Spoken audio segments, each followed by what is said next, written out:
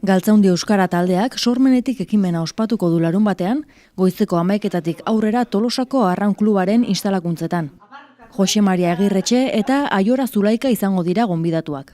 Adibidez, nerabe eta gazteetan eta sumatzen da, noski beraiek gaur egun darabiltzaten gailuetan, iturrietan, eta euskarak oso espazio murritza du.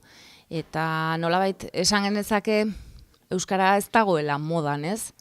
Guk modan jarrarazten ez badegu, euskara ez dago modan. Herria eta gizartea eraldatuko badegu, gure ustez herriak izan behar du partaide. Ez, hortik gure herrigintzaren aldeko apustua, ez? Herri ekimenetatik eraldatuko dugu gure gizartea eta suspertuko dugu euskara, suspertuko badugu. Eta bueno, larun batean, solasean arituko gara eta pixka bat 30 urteotan,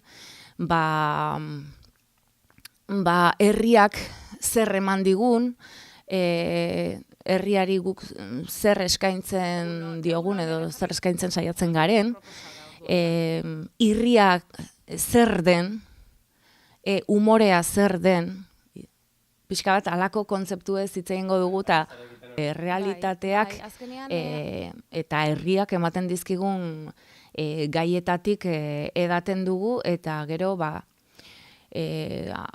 gertakari, 11 istorio inguruan pasatzen zaizkigunak, horiek gure koloretako begietatik iragazi eta mezu itxaropentsuak ematen saiatzen gara, ez?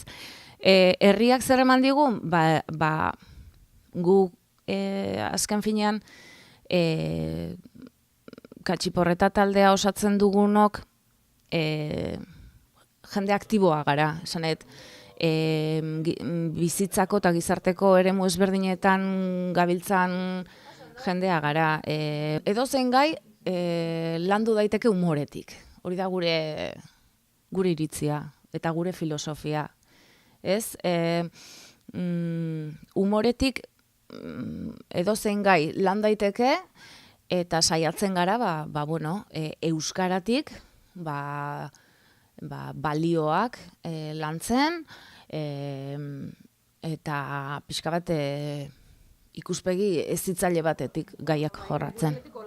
Kutxi, Marilutxi, zatozte gure sekretuen berri jakin nahi baduzue, eta, ea itzaspartua baino hitz irria daukagun.